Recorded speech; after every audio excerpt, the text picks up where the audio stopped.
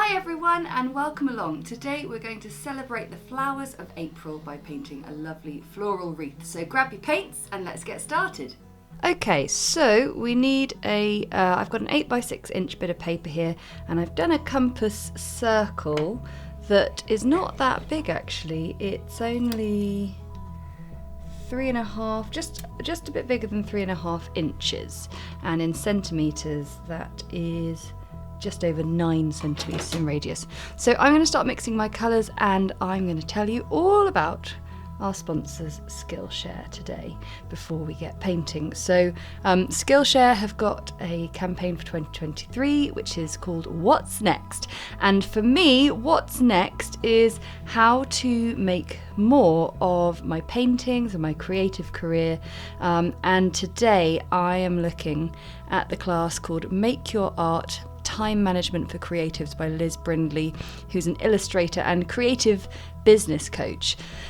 Because what I love about Skillshare is all these different classes and courses they've got are allowing you to take greater control of your career and creative path. So traditional work and jobs are not one size fits all. We know that very much, and Skillshare is just the best place to take that first step or to just continue with your personal or professional growth. So that's why I'm so thrilled Skillshare are sponsoring us at the moment, because this class in particular, do you feel like you're just too busy to make your art? In this class we get a variety of effective time management tools to make more space in the schedule for my art, and I know that is perfect for me. So you have the opportunity to explore the Skillshare class library completely free for a month, because the first 1,000 people to click the link in the episode notes below are going to get a 1-month free trial of Skillshare. So head down to the episode notes once you've watched the video and see what's next for you in 2023. So I've woken up some colours and I'm going to change my water over because we're going to paint some magnolia today, so I want to make sure I've got clean water and a really clean brush. So always check, I don't always check as you'll see from some recent videos, check that your brush is clean before you start. So I'm using the Bloom brush set that I have, and this is a Filbert brush, and what I'm going to do is I'm going to paint some magnolia. So I'm going to do this as a really nice loose wreath. So this is just a guide really.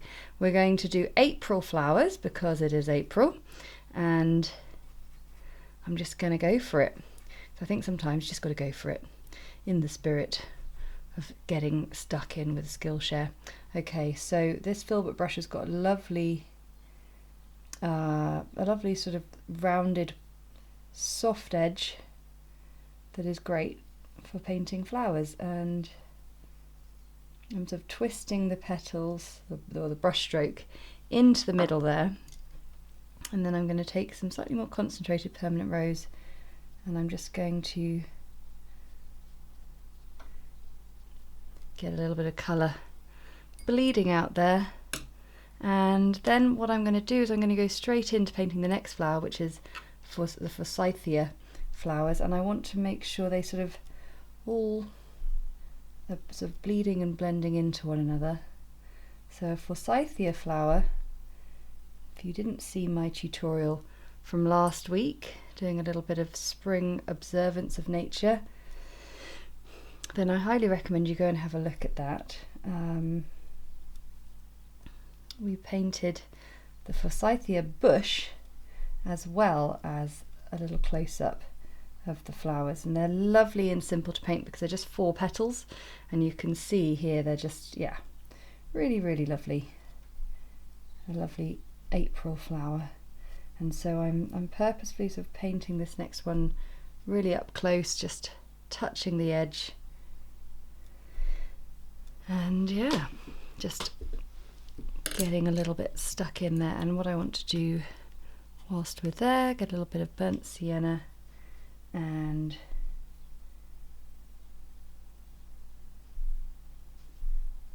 get the branch just in there with a few little gnarly knobbles on it.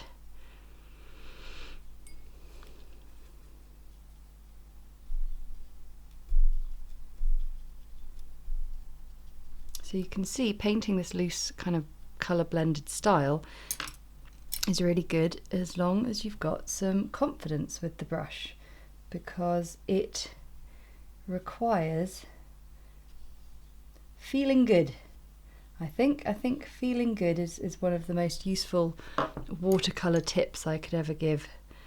I mean, and to be honest, a lot of people paint watercolour flowers when they want to feel good.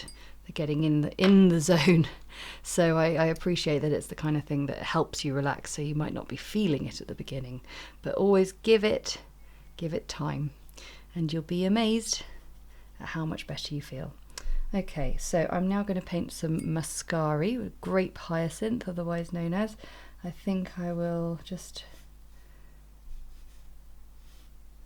get the little stems in there first, and then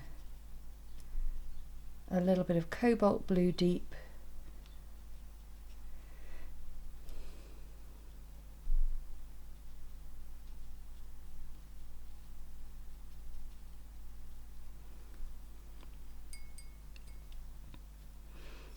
and what we've basically got here is 3 lovely spring flowers that are all a little bit different. I'm just going to put another Muscari in there as well.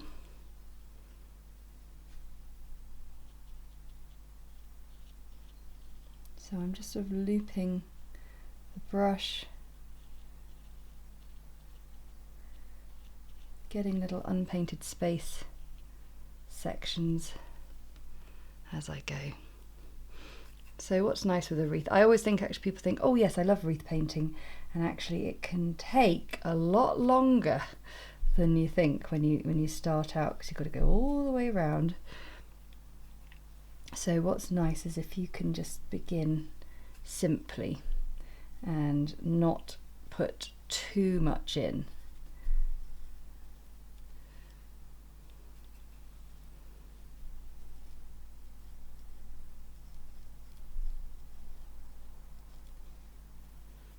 So a little bit of cadmium orange there.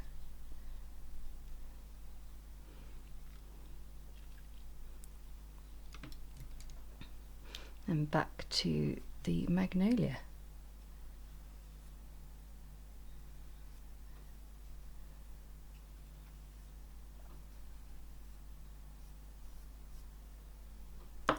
So there's a lot of water on that little bit just there, so if you want you can always sort of take a bit of kitchen roll, soak up some of the water, and then just sort of smooth it out if you want, or you can just leave it be and it can do quite a fun little bleed. So if we put a bit of colour in there,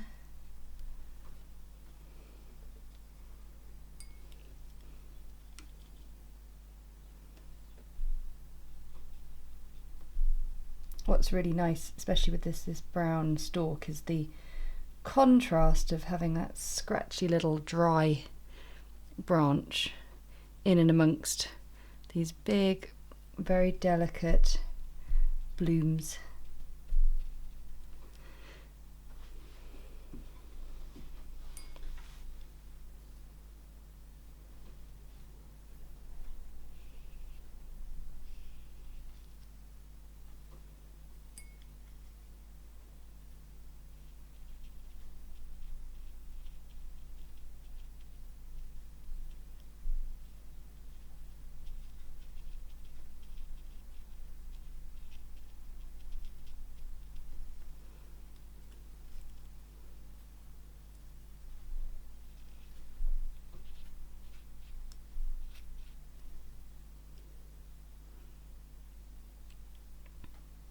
And I think I'll just finish it off, and you can see even that first petal is still wet enough to do a nice little blend in.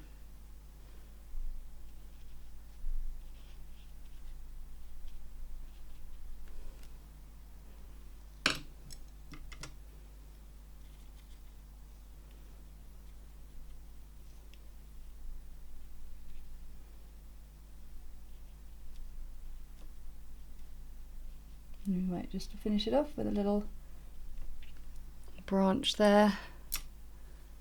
a little bud.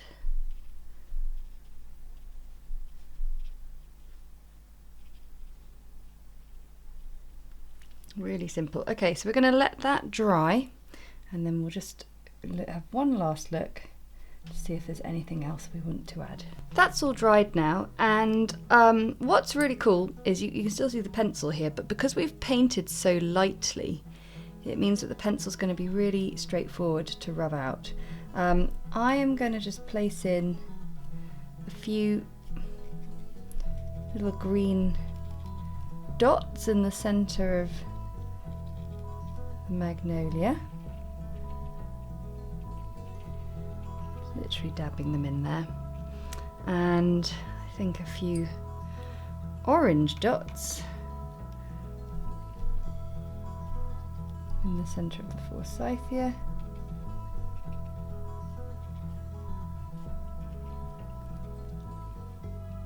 And there we have a really, really simple loose watercolour wreath with a joyful colour palette. Just 3 key colours really there to really celebrate April and the coming of spring finally. Thank you so much for watching. I want to say a huge thank you to our sponsor Skillshare, and don't forget that the first 1,000 people to click the link in the episode notes below get 1 month's free trial of Skillshare. So what are you waiting for? Thanks so much for watching, and we'll see you again next time. Bye!